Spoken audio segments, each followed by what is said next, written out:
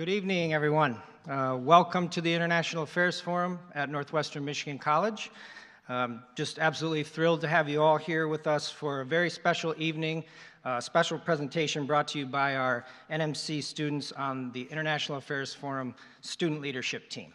My name is Alex Tank. I have the distinct honor of serving as the director at IAF, and it has been a pleasure and an honor and a great learning experience to work with these students, see them embrace this exploration that they've undertaken. It's auspicious, it's timely, and it's necessary. So I think we're all part of something that's absolutely vital in our society, this public dialogue, and this exploration is really a deepening of that fabric that ties us all together.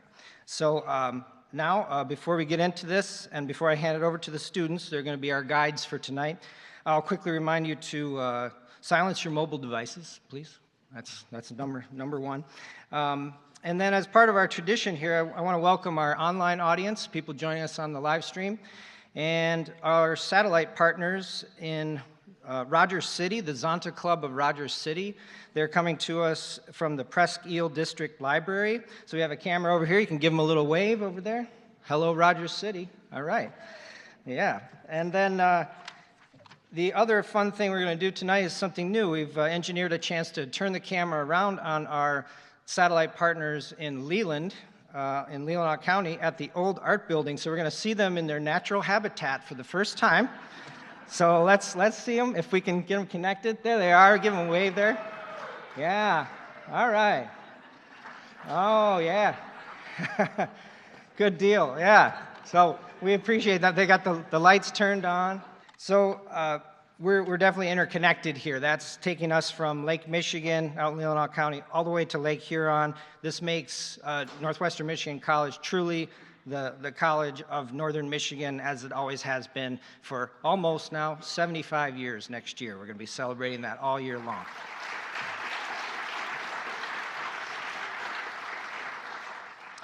Also want to make sure to offer my sincere thanks on behalf of the college to all the IAF members who make this possible with your annual gifts, all your support for this educational platform. And we're deeply grateful for the strong support from our season sponsor this year. Thank you to Scott, Sarah, and the entire team at Mercantile Bank, and all of you. Thank you.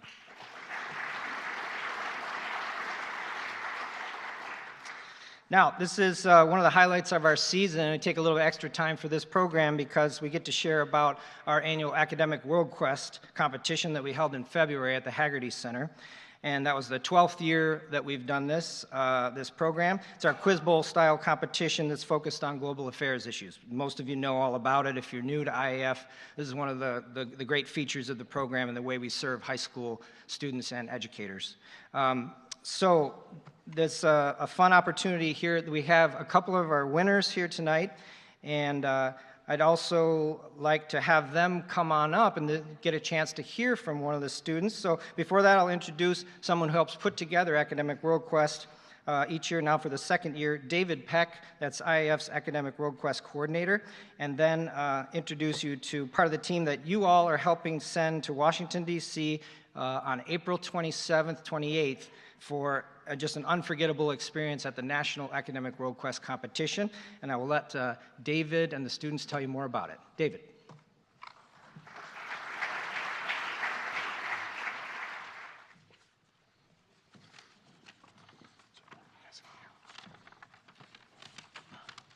Good evening.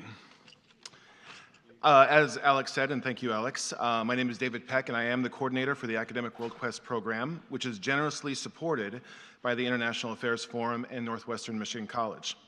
I'd like to thank IAF, NMC, and the many donors that have helped make this year's Academic World Quest event the most successful to date.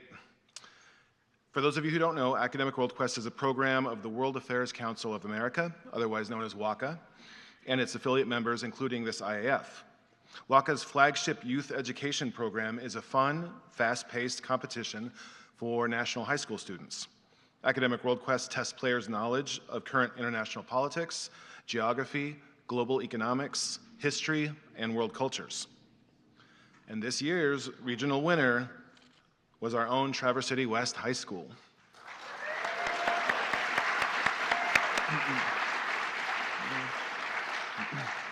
and it was an impressive win. The TC West team defeated 26 other teams from 8 area high schools and will compete for the national title in Washington, D.C., as Alex said, on April 28th, 2025. And to tell you the truth, by judging how well they did in the regional competition, Michigan will be very well represented as a major contender for that national title. Go get them, guys.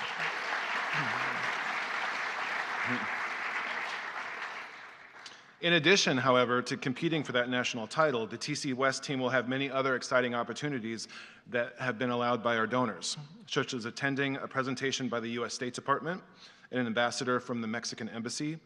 As well, they will be attending a reception at the Embassy of the United Arab Emirates, along with a presentation of UAE staff. I think I need to get a ticket.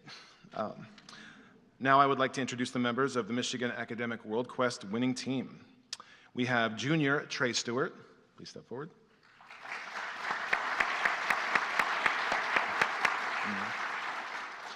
Senior Ryan Goodrich.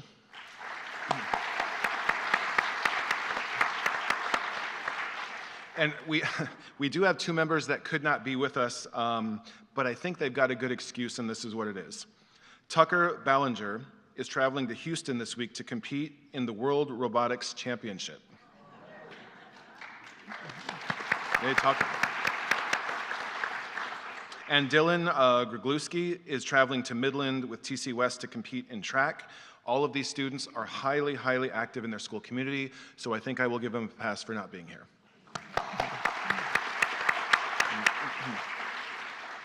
Their team advisor, which nothing could be done without, the advisor is TC West Social Studies teacher Dan Rosenberg, who is also the coach and advisor for Quiz Bowl. Thank you, Mr. Rosenberg, for your time and effort on behalf of our students.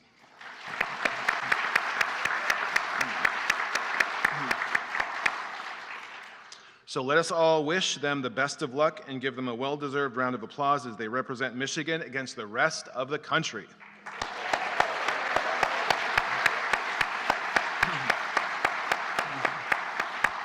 Well done, gentlemen, well done.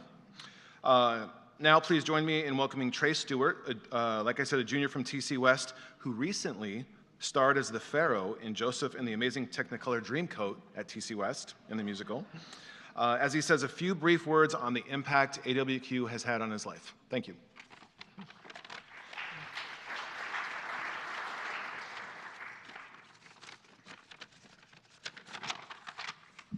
Hello, everybody. My name is Trey Stewart, and I'm joined alongside my teammate Ryan Goodrich and my advisor, Mr. Rosenberg, and we will be participating in the Academic World Quest competition at DC. And I just want to extend our hands in gratitude on behalf of all of our team to the members at the Traverse City International Affairs Forum, as well as all the people who contributed to the Academic World Quest competition. It really is a great opportunity for all of us, myself and Ryan and our other teammates, to be able to expand our knowledge of international affairs, and just a great opportunity that we're really looking forward to and we really cherish forever. Specifically, we would like to thank AWQ Coordinator David Peck and Director of International Affairs Forum Alex Tank, and all of the other volunteers and community members that helped make this event possible. Thank you.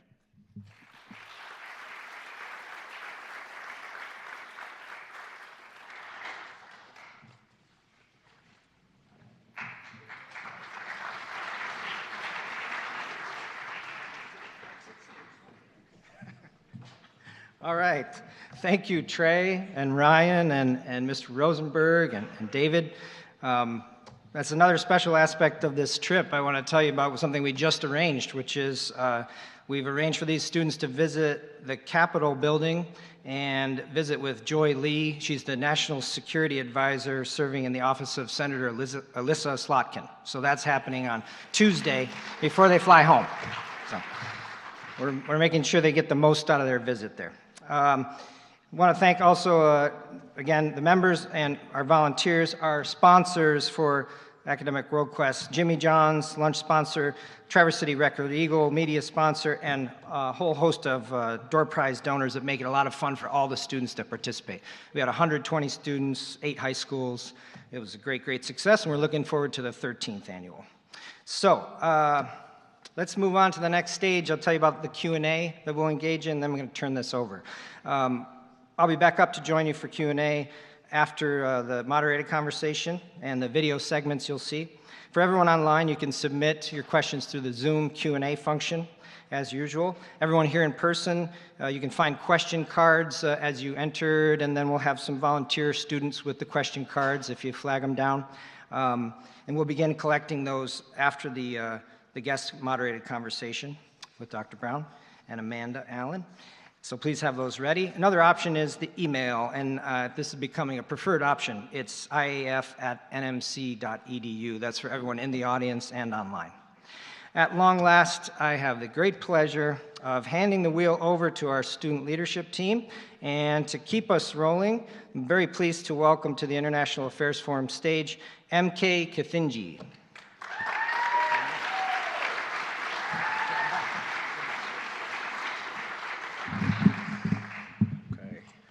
How we doing, everyone? Feeling good? All right. So, good evening. My name is Matatheus Mundakatenji, well known as MK here on campus. I'm a second-year international student from Kenya, East Africa, currently studying audio technology here on campus and psychology with a focus on music production and live sound engineering. It is my great privilege to serve as your student government president, supported by an amazing team of dedicated leaders who ensure that every student voice is heard, represented, and addressed. As part of the IAF student leadership team, I have the honor of reserving the directorial role, and in preparation for this event tonight, I've been involved in coordinating logistics, conducting interviews, and engaging in challenging work with my fellow peers. Through it all, two guiding principles have stood out to me: love and peace. Why love? Because it's a guiding principle I believe each and every one of us needs to lead by. Why peace? Because we all need it and we all deserve of it to be in harmony together. Tonight, our theme is centered around echoes of change, the legacy of student activism. We'll explore the profound impact of student movements, look at examples of successful student-led activism, and delve into why engaging in this conversation here tonight is important and necessary in today's culture. Together, we reflect on the past, engage on the present, and envision a future where our voices continue to drive meaningful change. With us today, we have the honor of hosting Dr. Danielle K. Brown, Ph.D. Dr. Brown is the 1855 Community and Urban Journalism Professor and an Associate Professor in the School of Journalism. Dr. Brown is also the founding director of LIFT Project, an engaged research effort aimed at identifying networks for trusted messages in Black communities in the Midwest. She specializes in analysis of media representation, narrative change, social movement, activism, and identity and political psychology. Dr. Brown has also published dozens of articles in top-tier journals, and her work also appears in popular media outlets like the Washington Post, the Neiman Lab, Columbian Journalism Review, and The Conversation. Joining her on stage tonight will be Amanda Allen. Amanda serves as the chair of the IAF student leadership team and for the International Affairs Forum here at NMC. She's currently in her second year at NMC pursuing a degree in economics. While she's involved in several community organizations, here on campus, her main focus is on His House and student leadership at IAF. Amanda joined this team to help bring this event to life and support the launch of the leadership initiative itself. And it's with that, ladies and gentlemen, I'd love the honor to welcome Dr. Brown and Amanda Allen to the stage.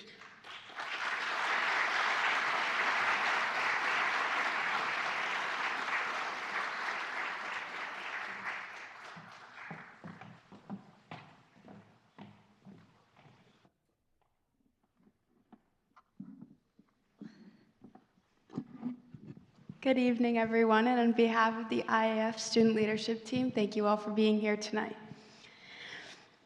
We're here today to unpack a complex, important topic, and more than ever, to listen and learn from each other.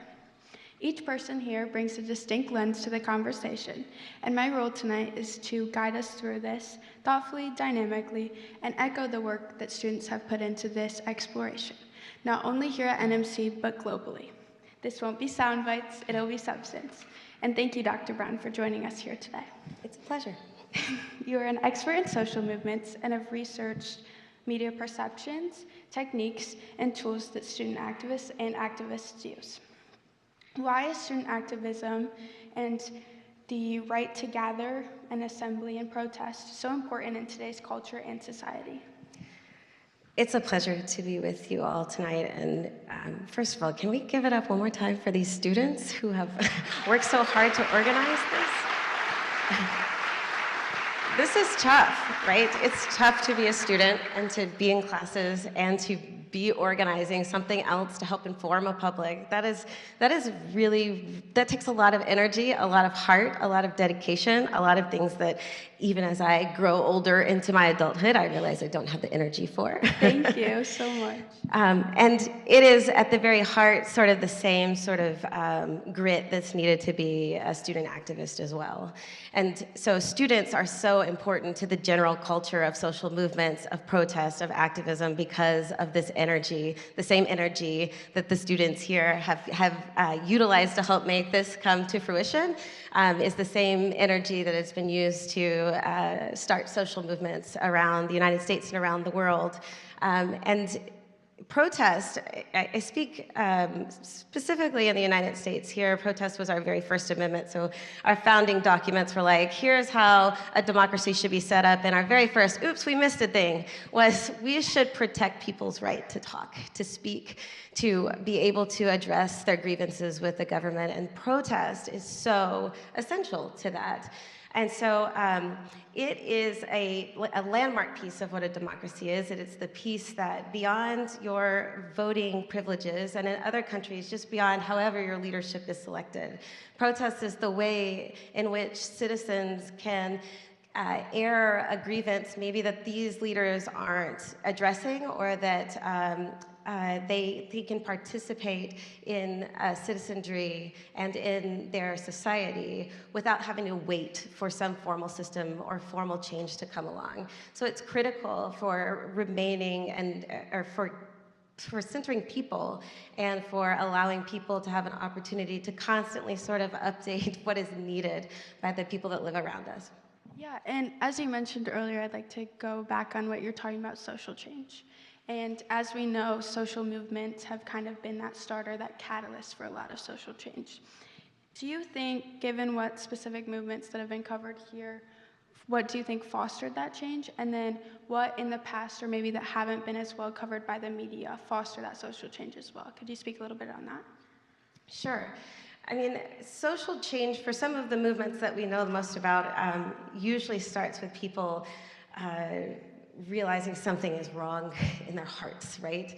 When we talk about what makes social movements tick in journalism and in communication scholarship and in sociology, we often think about the hearts and minds of the public. People got together, they have a shared grievance, their hearts broke together or were uplifted together, and the call for change sort of becomes a living document, a working document of ways that they could find a solution for that. So it comes from sort of like that passionate space. And the social movements that we've seen over time sort of have also really centered how can we make humanity and life better, right? Sometimes that's sparked by seeing death. A lot of times, oftentimes, it's sparked by seeing death and heartache and sickness, but sometimes it's sparked by an idea or a solution that just is like, we have this and it's okay, but we could make this better. I think about the environmental climate activism that goes on, and gun rights or gun legislation activists that are working around different spaces to help make places safer. I think that perspective is really essential, talking specifically about social change. And going back a little bit further in time, as many in the audience might remember the significance of Vietnam and the anti-war movement that happened with that. And I wanted to see what other deep social movements like that have held deep significance in our society and culture, as well as what other ones are we still feeling the reverberation of those today? Sure, the anti-war protests, I mean, the ones in Vietnam are critical for understanding how the United States progressed, right? But also, one of the reasons many people think about that is because someone died. Students die. And what we know when we think about student activism in other eras, both anti-war and protests of police brutality in places around the world, for example, is that students often have to die to be remembered. And that's sort of the saddening piece of the historical legacy of student activism, and what makes it so sad that the general public knowledge is how they associate student activism with, or what they associate student activism with.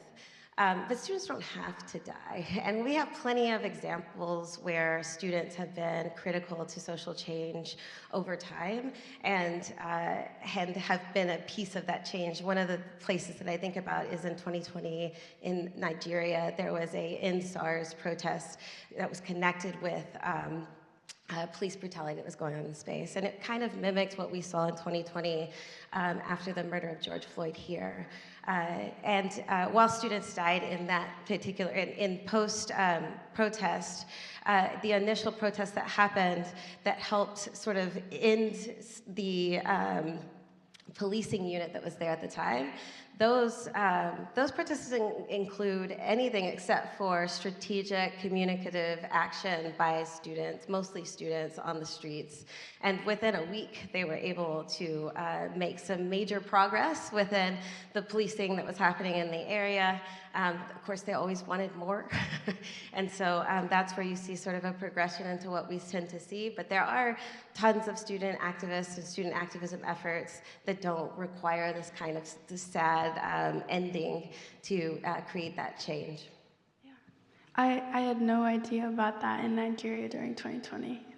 That's really interesting. And I think your perspective on this is just truly pivotal for what we're trying to capture here. So thank you so much. I would like to take this time now to transition. As we mentioned earlier, the significance of Vietnam. Myself and my fellow student leadership team members had a really amazing opportunity to interview someone who's important to our community here. And I would like to invite Brisa Sanchez-Velez to talk about that interview.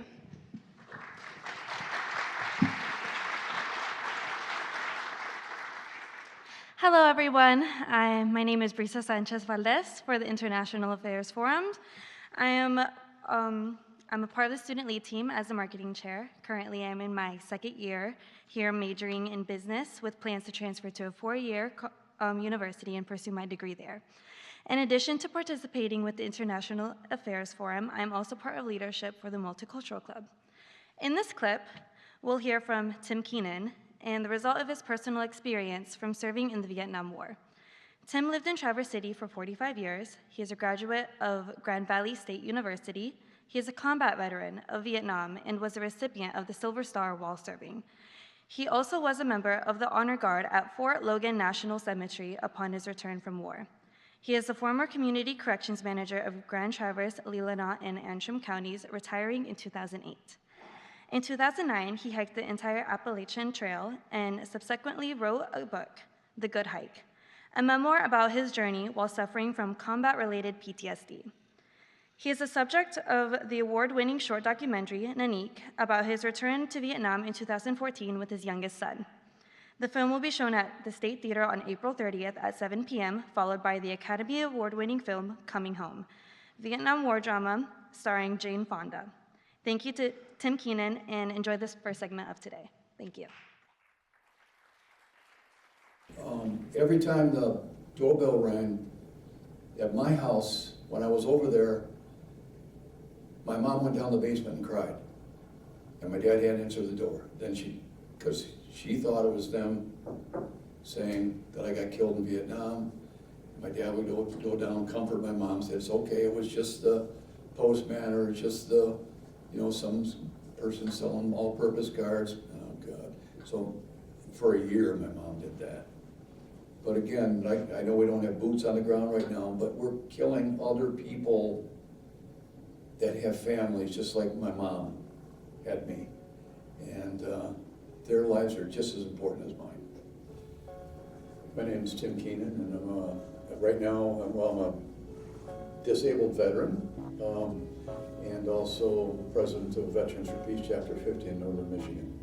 When I got out, there was a lot of protesting going on, and I didn't actually believe in the war, of course. I mean, it took me a month or two of being in the field in Vietnam to realize that what is going on here, and realizing also that the country that I believed in and still believe in was lying to the people, including my parents, who would send me clippings, and I was questioning it.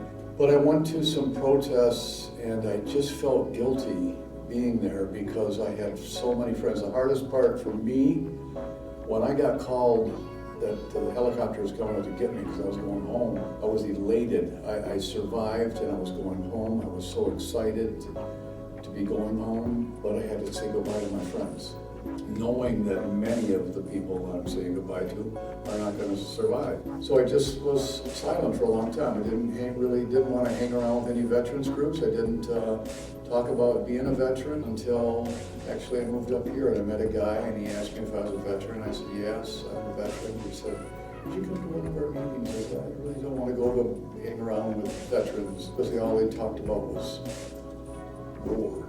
But there was a Veterans for Peace chapter, so I went, and I've been a member ever since. When we invaded Kuwait, I went to Washington. When the Iraq War began, I was in Washington, Afghanistan. I've been back. My brothers came home, the ones that survived, and some of them agree with my activism. Most of them agree there's a better way to do things. It's so important for young people to be involved. That's the movement. And when I was in Phoenix, I don't know what it was like in Traverse City, but it was so powerful. It was just a group of people, old and young, alike, marching together. I mean, it was probably 50-50 mix, maybe 60-40 with young people to older people. It was awesome. It was so powerful to be a part of. And I hope people in Washington are taking note. I hope they're taking note of this. I mean, this is not, I don't know what's going to happen, because they could just laugh it off. I don't know what we're going to do. We're stuck, but maybe they'll listen to that is happening here in Traverse City and all around the country, really. It's just so important for people to get involved. Not that you have to spend your entire life being active, but if something is affecting you or affecting your brother or sister, to care and be kind and help people and support people and try to move forward together. There's so much divisiveness in the world right now, especially in our country, that it's just important we all stick together and work together, just to work for peace and justice, not only abroad, but right here. And peace begins with us, in our heart, and that's what we have to move to find.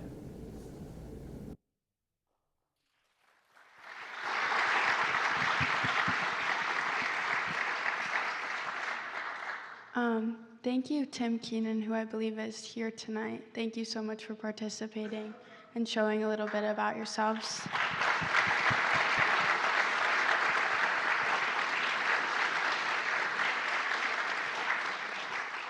So, Dr. Brown, I know that was your first time seeing these videos. So, after seeing and hearing such a powerful account, do you think you could talk about the main factors that led to protests during that era? And then moving forward, how did those factors affect protests in terms of techniques and platform use? Sure. I may need you to repeat the second question because I remember I'm forgetting them. But the first question, during this era, especially during the Vietnam War era and the protests that surrounded them, the easiest way to capture it all is like they were protesting the war, but it's so much more complicated than that because, as you heard, they're also protesting as they've seen this war draw out for 4 or 5 years. They're protesting the death of their friends, right? They they're tired of watching people get enlisted or drafted and dying overseas. They're also, this is a time when there's one television at 52 in your house, and the news is actually somewhat entertaining at 5 o'clock and not, you don't have very many other options. So this is a time when everybody's also watching the news regularly, probably as a family and talking about these things. There's not 52 anchors, there's 2 anchors, 1 or 2 anchors that you're getting news from at this time. And so the images that are coming onto these nightly broadcasts that people are usually tuned into are helping people understand, again, this death, right? Like the death that's happening among the people that they've sent to fight the war, whether they believe in it or not, the death that's happening in the country where the war is being fought. And that sort of has helped mobilize the hearts and minds of people who are protesting the war in Vietnam. And also, it is more complicated than that as well. So I say this because I'm a journalist, and I'm a journalism professor now, and for the longest time I have researched how the news has told us about complicated events like protests. And time again, historically, we found that the news media tends to talk about the spectacle of a protest and forgets the substance and the demands of the protest. Until later, right? Until they have a little bit more time to report on it. Now, there's lots of reasons that could happen, and they'll pull the mic from me before I get through all of them. But I think the most important piece that you can walk away with is just kind of like prime the next idea, is that this substance tends to be the things that we, or this, the actions that are, the spectacle that is covered tends to be what we remember. So if they were violent, we'll remember the violence. If somebody was hurt, if there was clashes with police. If there were crazy hats that you wore, you put some profanity on a sign, people will remember that, but they won't remember the demands and grievances. And so with the anti-war protests of this time, it wasn't just war and death and love and harmony that they were promoting, right? There were also very specific demands. One of those that you may be familiar with were the protests that were very specific to an actor that was involved in death. So the anti-Dow protest, this was the company that was creating and producing napalm, and they were also, as activists found out and started understanding links, also were the leading distributor or creator of body bags. Right? And so they understand that this particular corporate entity has a financial sort of investment in a war continuing. And so there are very specific demands and grievances that are associated with this that sort of we need to continuously think about to complicate things beyond it's just anti-war. And I didn't get your second question, but I was just curious how this kind of era of things shifted protests moving forward in terms of techniques and platforms that were used for activists of all ages. For sure. I think one thing that it helped show student activists, especially student activists as you see them today, is that it is essential and it matters when students show up, right? There are different ways to show up, and I think that many of the images, especially those that come to mind when you think about these anti-war protests, that can be copied, right? That maybe you don't want to copy if you think about the events that happen at Kent State, but students and their engagement in these spaces really does matter and is critical for advancing the public sort of understanding of what is wrong and bringing in more hearts and minds to think more about what the solution should be. Well, I'd really like to highlight something on student activism that happened not in the US, but in Hong Kong in 2014, and transition to talk about the umbrella protests. So this was a significant student movement, globally recognized, all about a pro-democracy movement. And I would like to recognize student leadership team member Mitchell Mosley to introduce our next video segment this evening.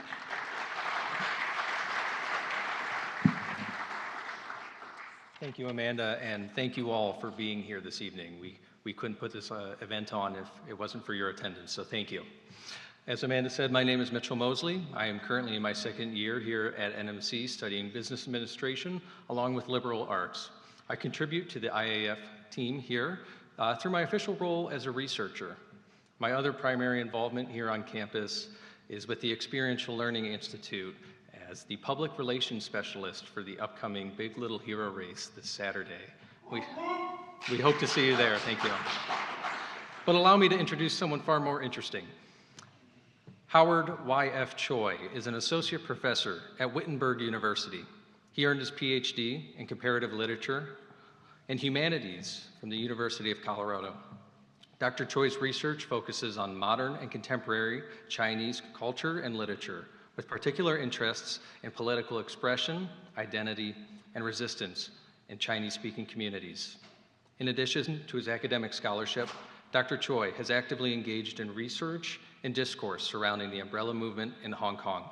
His work critically examines the role of literature, performance, and visual culture in the pro-democracy protests, exploring how cultural narratives shape and reflect social activism. Dr. Choi has held teaching appointments at Stanford University, the Georgia Institute of Technology, and Hong Kong Baptist University, where he further deepened his engagement with Hong Kong's socio-political landscape. Now, let's hear from Dr. Choi. Actually, that night, we stayed at the entire night in the subway. The subway, there are different subways. That is a pedestrian subway because I find many big pillows. In case police are shooting, at least we have some area to hide ourselves. My name is Howard Choi. I'm teaching at Wittenberg University, and I'm still serving at the Hong Kong Baptist University. The students became a main force of the 2014 and 19 revolutions. For example, 2014 was known as the umbrella revolution because people use umbrella to protect themselves against police tear gas and bullets. And so you see that it's not that kind of like communist revolution organized by workers. It's mainly from the campus. Even 2014, when we had some leaders, they are either student leaders or professors. So everything is from the school. And then spread to the society, and they were supported soon by the common citizens. I think the common aim is that we call for a free and fair election of the Hong Kong chief executive. People put on the Lion Rock, one of the most symbolic mountains in Hong Kong, in yellow color. That's why I wear this color today. I want real universal suffrage. Hong Kong still has no universal suffrage, and in the near future, I will not see the possibility of that. The situation in Hong Kong is pretty pessimistic. So at first, it was a 2020 national security law as a reaction, a response to the 2019 student movement. And second, years later, they imposed the one we call Article 23. That one is also a national security law. So reporters asked the Hong Kong government, since now you have the formal Article 23, will you remove the one in 2020? They said no. They will have both. Basically, two national security laws, they have different names. I would say that the Article 23 imposed passed by the Legislative Council last year was more severe. And the penalty, you can get life imprisonment if you violate these laws, including, for example, you are interviewing me, by law, they can arrest me, not only if I return to Hong Kong or to China, but also now I'm in the USA, and if they can find a way, they can arrest me here. Instead of encourage them to do anything, I said there's actually a negative way. Ask yourself what you can refuse to do. I would not encourage my students to demonstrate, go on the street again, so that they will be arrested, and I can't help. Instead, there are many things they can refuse to do. We can refuse to cooperate. That actually, I think that is still a continuation of the 2014 strategy. There was a slogan students borrow from Bruce Lee. He was a student of philosophy. He studied Taoism. And he has a famous saying, be water, my friend. And I think we can be like water. And that's why the 2019 was also called the Water Revolution. I would like to dedicate my talk to one of my students, Zoe Siu. She participated in the 2019 student movement. She unfortunately got arrested, and she will not be released until 2027. I would just like to say thank you again to Dr. Howard Choi. It's just so incredibly to witness. It's so incredible to witness a professor who not only understands the importance of student activism, but stands alongside them on the front lines. I would like to mention that this interview, plus others featured this evening, and possibly even clips from this event, will be featured in a long documentary series organized by one of our student leadership team members. And moving forward, Dr. Brown, what were the key demands of umbrella protesters, and how did the Hong Kong government respond? As I mentioned earlier, this was a well-documented protest covered in global media, as well as so is the crackdown on these students. And what role did social media platforms and other platforms play in spreading information, as well as preventing the spread of information in this pro-democracy movement? Sure. So again, the short version of what the demands are, right? Yes. The umbrella movement is about universal suffrage. So they want to have the ability to pick their leaders that they're going to vote for. And they started because Hong Kong had this, we're one country, but we have two sort of systems that we're going to work in. China has theirs and Hong Kong has ours. And China said, cool, but we get to pick the people that run in your system. And so everybody was like, no, that's not how we get our own people, right? And so students helped sort of be the lifeblood of these prolonged protests that continued and continue to this day as much as they can to try to get people to understand that they need to have a free and fair election.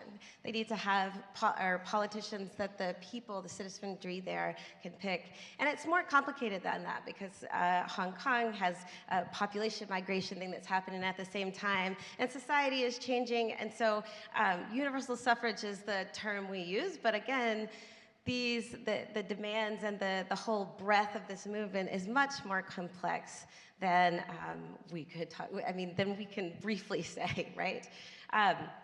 So how did social media play in this? Social media is, again, a game changer for social movements generally, and was for the umbrella movement as well. When we have internet access and people have internet access and access to phones and the social networks, and they are open, we have an opportunity that some protesters before the dawn of the internet and our digital age didn't have. And mostly in the umbrella movement and in other movements, social media and digital media have offered protests and social movements an opportunity to organize. That's the key and most useful space that they exist in. They can organize, they can collect, or they can find people more easily. They can find ways to organize with other people in their same geographic proximity and beyond that space. And so one of the reasons we even know about the umbrella movement is because of the internet and its ability to translate these beautiful pictures that came from this protest, so that you'd see streets full of umbrellas, literally, most of them yellow, but they're multicolored umbrellas. They did not discriminate.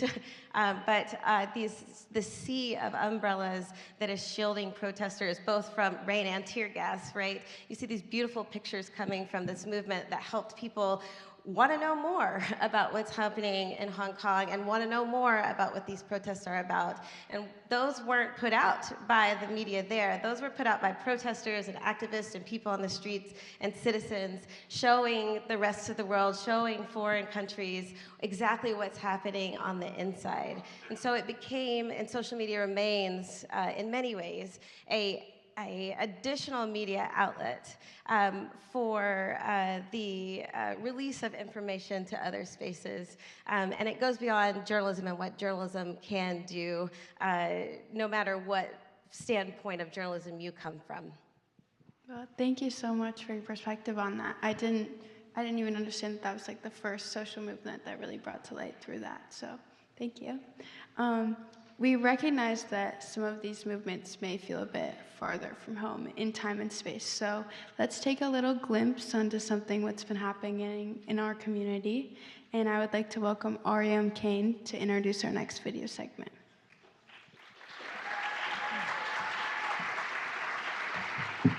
Thank you. My name is Aryam Kane, and I have served as the audio and visual technician as well as lead interviewer for the video segments presented here tonight. I'm in my second year at NMC as both an audio technology student and as a philosophy and religion student. I try to be as active as possible on campus, both outside of student groups as well as inside of student groups, participating in leadership with the Music and Appreciation Creation student group, being a member in Multicultural Club, as well as the PTK. And I'm up here tonight to present the third and final video segment of the night, which is of me and fellow leadership member MK going to Traverse City's little piece of the overall hands-off movement, which was a little over 100 protests across the country and more than 50 across Michigan. And we went out and interviewed a few people, kind of got the general sense of what was happening, and here's a little bit of what we captured. We've been here. I am so damn proud of the youth that have been out today sharing their experiences. We'll carry you as far as we can, but it's your turn. It's your turn. Thank you, thank you, thank you. A lot of the things that we think are important are being defunded or taken away importance or in fact brought danger to like people we care about, their lives could be in danger. Right now we're seeing a bunch of students being criminalized for their voices on campuses, so I think time again we see our government having time for money, having time for foreign countries overseas, but not having time for their people. Can you tell us a little bit about what's going on today? Yeah, these are the hands-off rallies going off all around the country right now because the American people are tired. Our health care. Hands off! Our jobs. Hands off! Civil rights. Hands off! Public lands. Hands off! Civil servants. Hands off! Social security. Hands off! Racial justice. Hands off! Medicaid. Hands off! I would say this is a unique moment in time, and just look at the people around you in your circles and start asking, like, what do you want to see different in your community? What do you want to see that's better? Because the silver lining with all this is that people are hurting, and we're all looking for connection right now. So something that we all can do is look to those around us and try to make those connections, because we're stronger together, and we just need to be talking more. So I think that if we don't say something now, if we don't show that there's some sort of resistance now, then it's just going to get worse. You know, people aren't going to see it coming until it's way too late. So what do you think the next generation should see, and what should they take from this? I think they should definitely come out to the streets. My parents grew up in the 60s.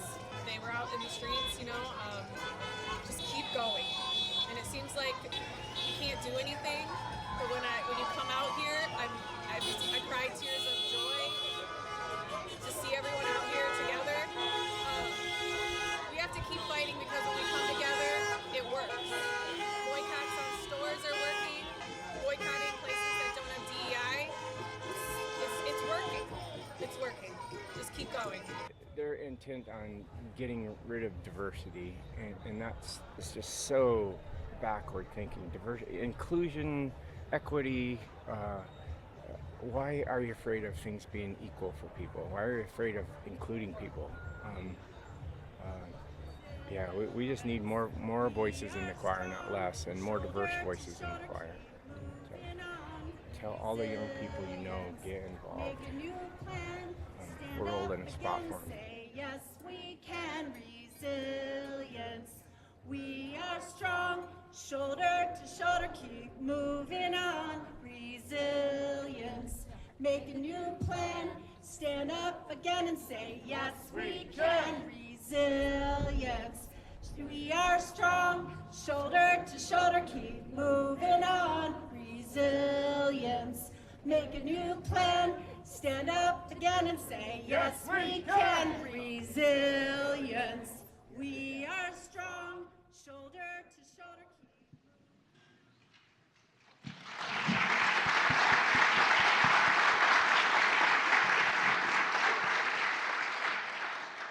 Thank you again to Ariam and MK, as well as the Professor Sambos Miller for helping with that video.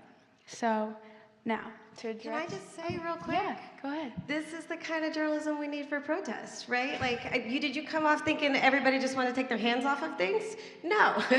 You know that there are very complicated demands out there. There's different reasons that people were out there. There was different things that people wanted. I mean, they're out there collectively together. This is the kind of journalism that doesn't happen on the breaking day, usually. It doesn't happen. It tends to be more focused on how many people showed up downtown, or how many signs, how many arrests were there, or something like that. But this is the kind of journalism that's needed to really problematize how complex it is, one, to be a student activist or an activist generally, but also two, to have the courage to go out to the streets and actually protest and engage in this sort of First Amendment protected activity that is so essential to democracies. So thank you again, students, for thank you all. doing this amazing work. I can only echo the work that they have already put into this. But I would like to say, and what many of the people in the audience may be wondering, can you give us analysis of what you're noticing in student activism on campuses today? And what does that coverage look like now? Sure. Student activism today is in trouble.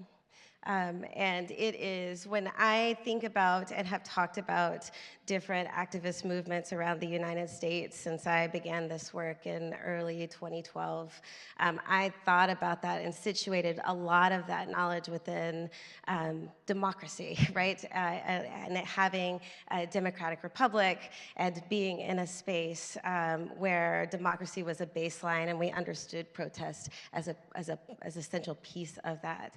And what we're seeing sort of especially with activists today, is a complication of the right to protest and the ability to protest. And we're seeing sort of a rollback of that protection for students over time and space. In the media coverage, there is, as we expect with most media coverage, it is not fully representing sort of the chaos that is both characterizes activism today and also what's happening on universities.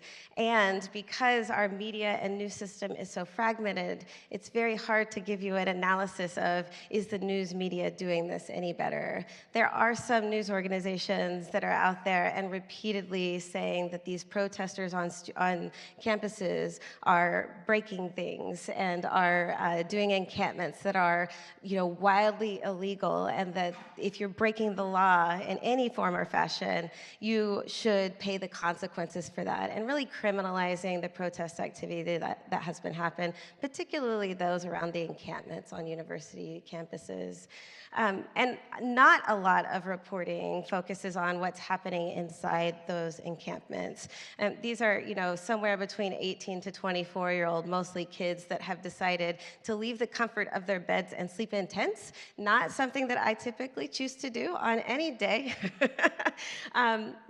especially when I really like my mattress. So these are kids who are invested in, or that we're invested in, I will stop what I'm doing and become uncomfortable because my discomfort, I hope, makes you uncomfortable too, and makes you rethink about what we're doing in a particular time and space. And in those encampments, it's not just students who are pouting in the middle of a field, for example. These are students who are building communities between people who share their grievances. There's music in almost all protests, and there's music happening in many of these protests. There is shared food making that happens in these spaces, and it becomes a community in a sense of nurturing between people that really doesn't see the light of day in most news coverage. And so what I will say generally generally about the news coverage that we see is that it will continue to focus on the sensational, because that's what journalism and breaking news does. That's how it remains breaking, and that is how the industry functions. But if you continue to follow some of these protests beyond their sensational days and understand that their grievances and their substance is much more in depth than maybe the one demonstration that you caught the news on, you will see journalism and journalism like the students have produced in journalism at its finest, where it sort of really uncovers more what students have been working towards, where students have been, how many attempts they got to before they decided to, for example, build an encampment at their universities or organize a protest in a university building. And then you'll also see that sort of develop afterwards as well. It's more of a, you have to continue to pay attention to find the right kind of media coverage rather than just pay attention on day one. Well, I would just like to continue the echo work of students for my next question and my final one this evening. So you were talking a little bit about it earlier, how all these students come together and form that community and kind of amplify each other's voices, opinions, like you said, even maybe sharing a meal together. How do you think that this collective engagement has kind of shaped where we are now? And like, where do those super politically and socially active students come into play? Like, how important and crucial is it to that foundation in protests and student activism? Sure. So I guess, well, like I started, students have an energy, a malleability, a versatility that not necessarily older people have, right?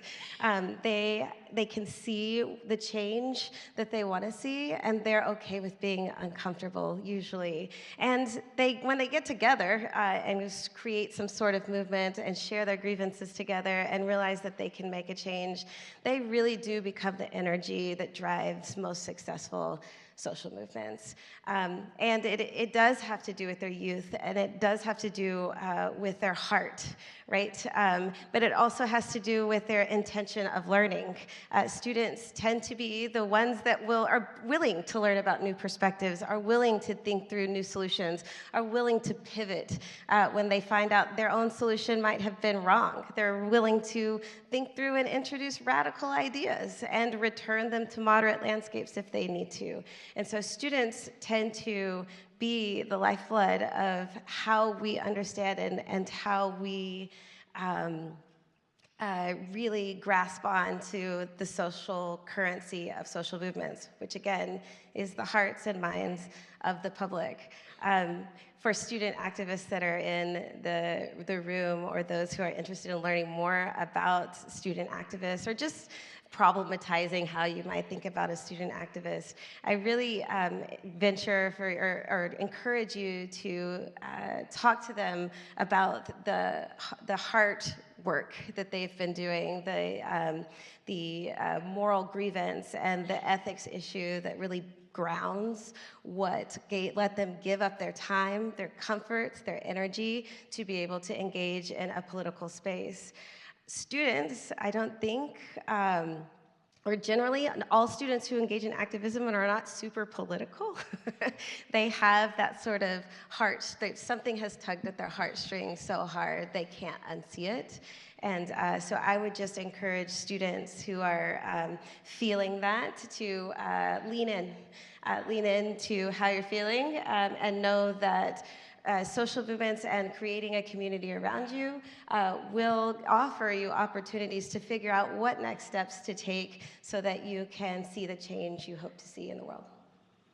Thank you. And thank you so much for all your perspective this evening.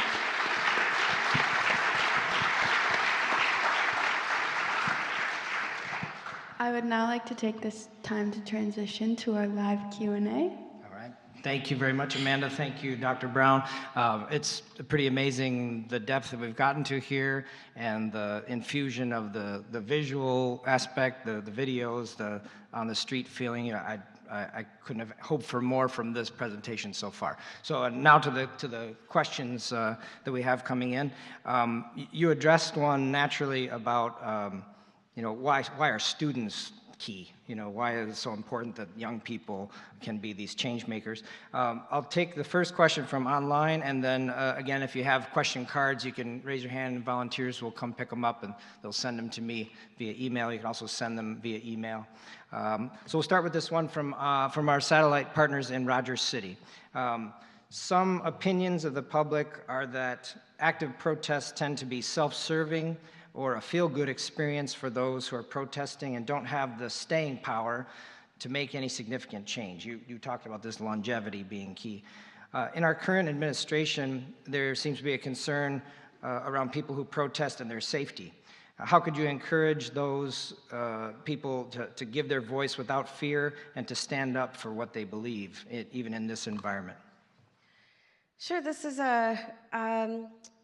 I'm unsure.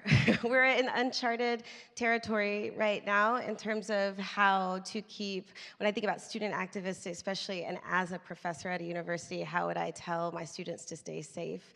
It is we're in a very discouraging environment, and what I might have suggested 6 months ago is not what I necessarily would suggest to all students now.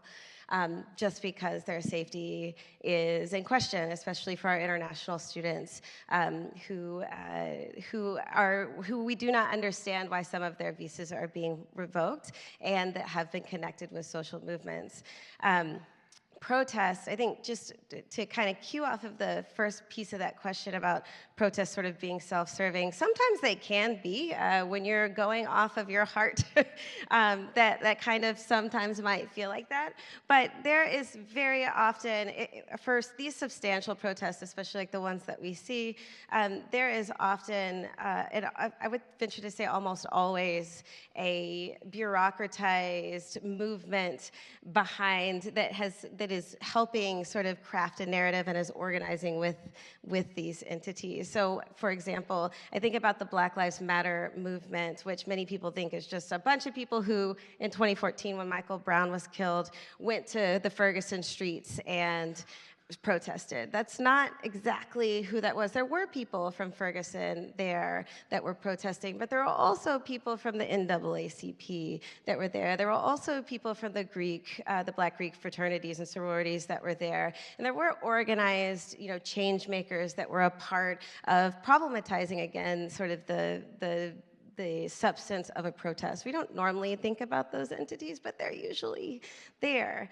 I lived in Minneapolis in 2020, and you would see the same sort of pattern of people thinking that, all the people from Minneapolis were just there. It wasn't just random people from Minneapolis.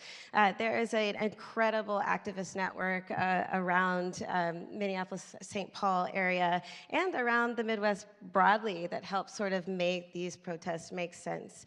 And so they're not necessarily just self-serving, although you may know one or two people who are going out there because they feel the same thing other people feel. But that's how social movements and protests start everywhere.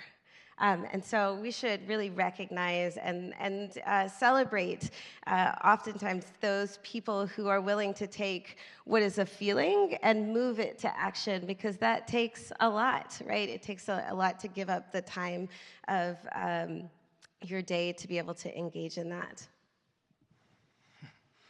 Great, thank you. Kind of change gears a little bit. This question is from the in-person audience, a student in the audience. Do you think celebrities play a big role in protests? Student referenced Muhammad Ali. Sure, they're a critical piece of protest. So when we think about ways protests can make a splash, sometimes it's block highways, sometimes it's get angry and encamp, do an encampment on a public building or something like that, or do a sit-in in a space and make it uninhabitable for regular business. And sometimes it's let's get the most famous person we can get and to have them spread our message for us. These particular individuals, whether it's Muhammad Ali or Will Smith or I don't know, who does the young generation love right now? Taylor Swift? Yeah. She got a lot of people to register. Taylor Swift, so she's moving into activism a little bit. But if you can get a megaphone like a Taylor Swift to pronounce and sort of confirm your positionality. It's really helpful for bridging, again, the hearts of people, right? If I love Taylor Swift and you love Taylor Swift, and Taylor tells us we should probably invest more in our shoe wardrobe, right? Then me and you can both get behind that because she told us to. And those big megaphones of celebrities really do help push ideas. They are problematic, though, because not all celebrities can tell you about amazing things, and they don't all have the expertise to tell you the depth that you need to truly understand an issue. So Taylor Swift maybe wouldn't help us understand the true depths of like the umbrella movement if we chose her as our megaphone, but she would catch a lot of people's attention who might not otherwise be interested in thinking about something not happening in the country, and that's where usually celebrities play the biggest role. Thank you. This next question comes from a well-known person in this audience, the co-chair of our IAF advisory board, and that's our all-volunteer advisory board that helps to make all of this possible. 17 people who volunteer their time, and one is Major General Mike Leonard. And Mike has asked, student activism has often been at the forefront of social change, but not all movements have been successful. What activities can become counterproductive and should be avoided during a student protest? I think that really depends on the time and the moment. The most successful actions that students can take are ones that capture the attention of the community and that help build that community, but also capture the attention of the leaders who they think are not engaged or aren't adequately engaging with the issue that they care about, right? If protesters knew that they had leadership that were dealing with what their grievances or what they cared about, they wouldn't need to protest as hard, right? But if they what they should do is find ways to make sure they're capturing the attention of those leaders. So the president of the university or the next level of organizing that maybe doesn't, thinks their work is superfluous. And there is a line that has to be drawn. That line moves, I think, depending on what environment individuals are in. One of the things we know about all protests, the ones you like and the ones you don't, is that their common thread is that they're disruptive, right? So whatever student activists are doing, and they want to get attention, you have to disrupt something. And sometimes people go towards the illegal route, like I'm going to block a highway, that's illegal. I'm going to burn down a building, that's also illegal. One of the tricky things about today's time is that what is becoming illegal has changed drastically, sometimes overnight.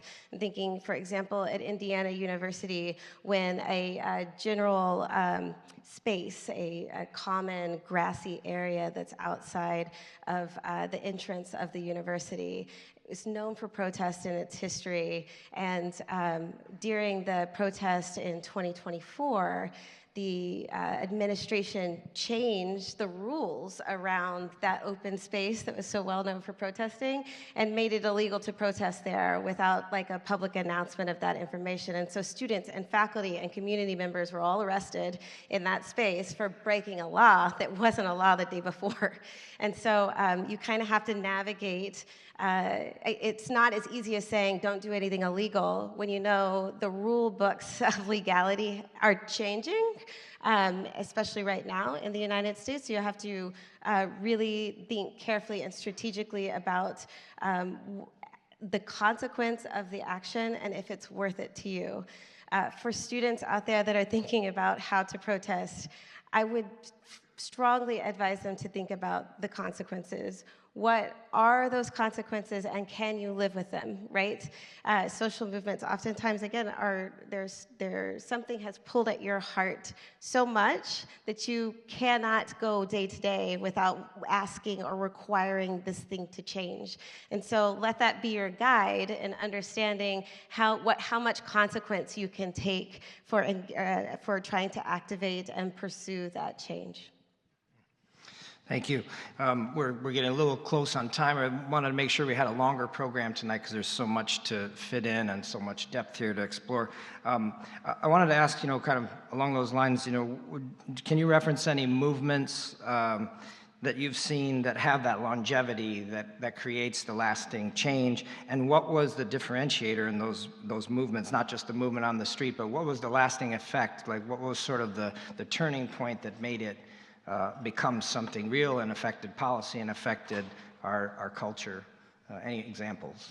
Sure. There was student protests in San Francisco back in the 60s, and these student protests these weren't students that were protesting the government, they were protesting their university, right?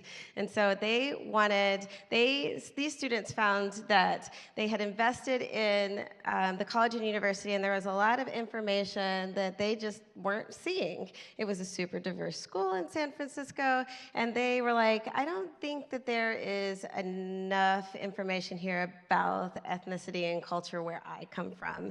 And they protested the administration in a time when people hadn't even thought about maybe having a college of ethnic studies or a college of gender studies that is specific inside a university. And they did not stop protesting when they realized, what we want to do is we want to have a broader education. We want to pay for, at our college, a education that is more inclusive of the places and spaces that we have come from. And so students were critical at this university in pushing the administration to create the first College of Ethnic Studies. And that did not happen overnight. It took several years. It took several generations of students. One of the harder things about student activism is that every 4 years or so, unless you're super senior, 5, I was 2, but every few years people get jobs and they leave the university, and you have to pass down the legacy of your activism in youth to the students that remain. And so they passed this down for several years until they were able to get this college created, this department created to broaden the education. And it really became a model for universities around the United States. All started through student activism. Okay, thank you for that. I'm always very reluctant, you all know this, to come to this point of the time together. I'm going to have to I'll leave room for closing remarks from you both. But before that, I'll very rapidly but very sincerely thank many people who helped to bring these programs together, and all of you who are dedicated to education and public dialogue like this. All volunteer at IF Advisory Board, colleagues at the Dennos Museum Center, NMC Foundation, all our supporting members here. You make this programming possible. You keep it free for students and educators and active duty military service members, and we can't thank you enough. We also want to thank our IF business community members. That's Desmond Liggett Wealth Advisors, Century LLC, and Nicolay Bank. Also, another big thank you for our season sponsor, Mercantile Bank. Let's give it up for these folks.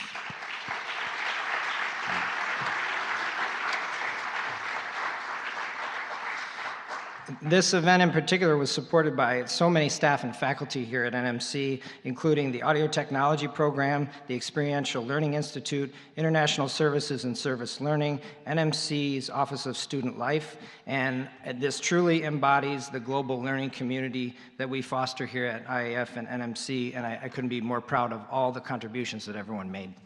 Very grateful. In the spirit of that community, and some events for your radar. We mentioned April 30th at the State Theater. Veterans for Peace will present Tim Keenan's documentary about his return to Vietnam after 40 years after his service in combat. That's April 30th. Okay, May 21st, also at the State Theater, IAF will be back for another community night, and we've chosen a thought-provoking film which ties into our press freedom topic in May. About a healthy, vigorous media environment, and we hope to see many of you there. And then we also hope to see you again May 29th back here for Sharon Moshavi, president of the International Center for Journalists, along with moderator Ed Ronco, news director at Interlochen Public Radio, and they are our partners for that event, Interlochen Public Radio. That is also a special date, May 29th. We're calling this our Bring a Guest event. Some of you in the leadership circle, you already bring guests at will, and you just send us an email, you bring a guest. This time, we're looking for all of our members to find somebody who you think is well-read, interested in this kind of stuff, wants to dive deeper, be a lifelong learner with us, and bring them along. You don't have to do anything in advance. Just have them come on over with you, and hopefully they'd sign up for the e-newsletter. You know, give us your email, and we hope to keep in touch. But we'd love to see a lot of new faces on May 29th, so remember that one. Okay, those dates again: April 30th, May 21st, May 29th. Now you have them. Why don't I just email you about it? That's what I'll do. Yeah. Okay. All right. Now is the time that I'd encourage you to support as a member. If you're not one, tell a friend about IAF. Watch your inboxes towards the end of May. All the members will get membership information about next season. We're already looking ahead to our 32nd season of IAF. And with that, I'm going to now turn it back over first, and with my thanks to Dr. Brown for some closing remarks. So I will just say that it is wonderful to be here. Thank you for listening.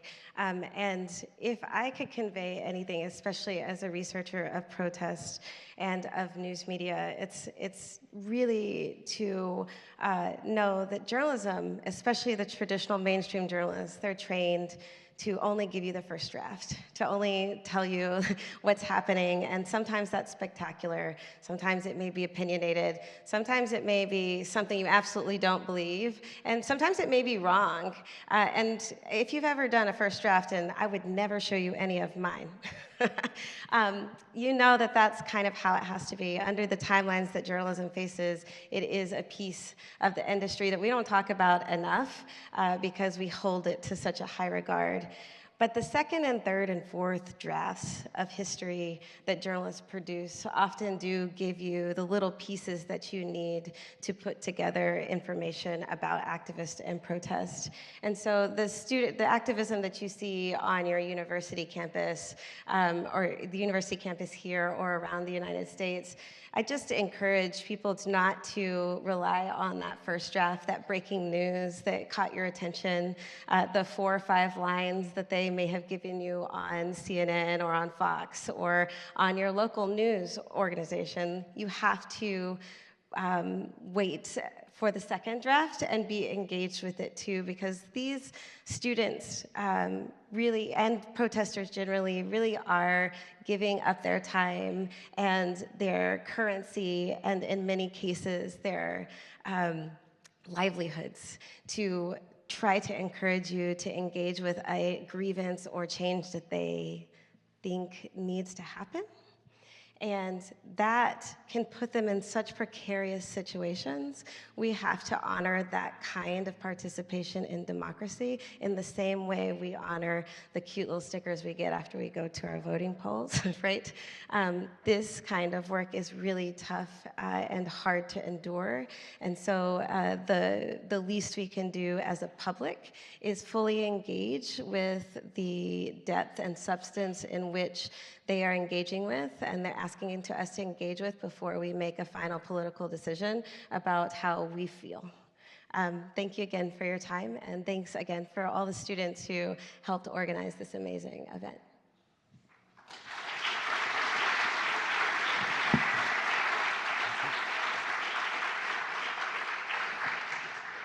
Thank you all again for being here today in the audience. And first and foremost, I would like to extend a thank you to you, Dr. Brown. Your insight, your perspective, this event would not be possible without you, so thank you.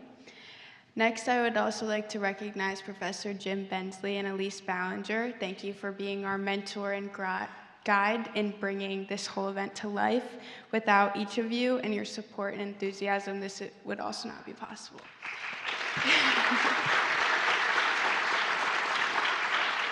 I would next like to shout out Joe Lyons. Thank you so much for your early process in helping us build out our student leadership team. Thank you so much for your vision for this event.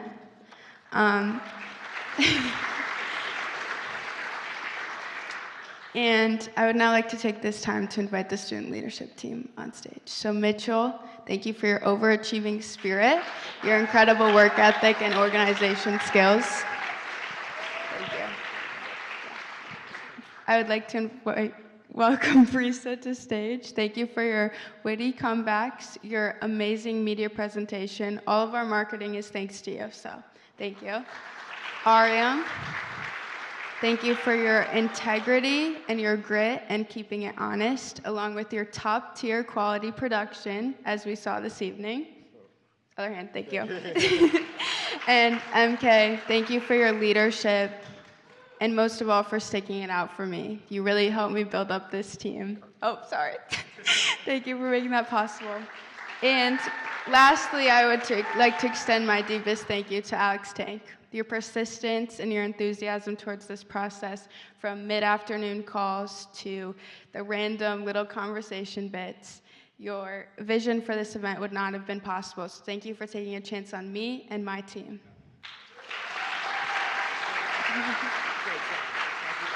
Thank you all again for being here this evening, and good evening.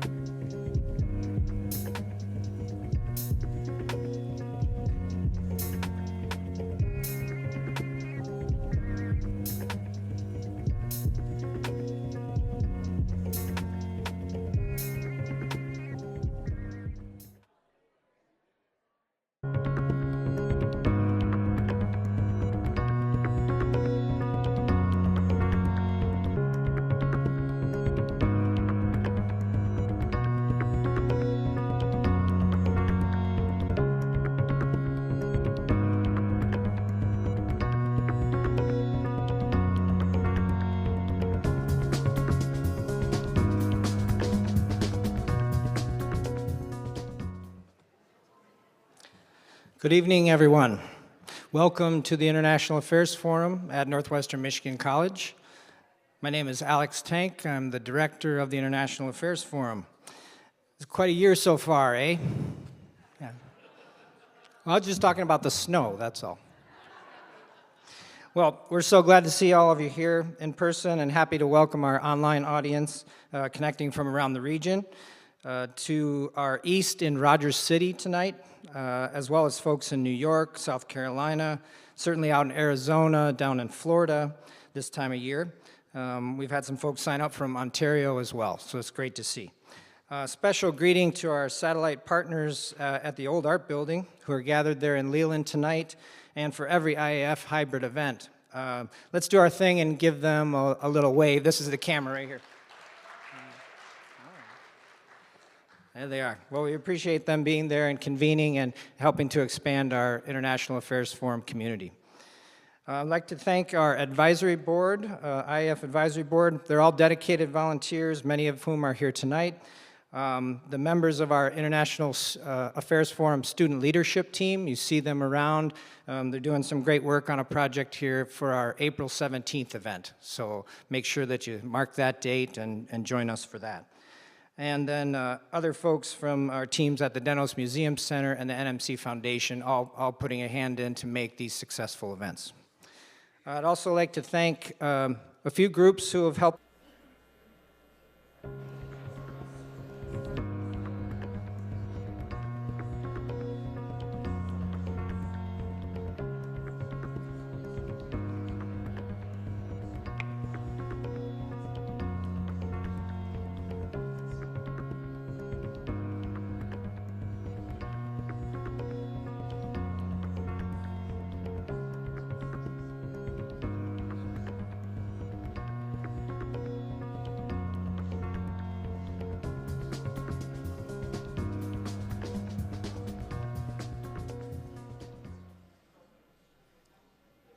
Okay, that's our cue to get started. Good evening, everyone.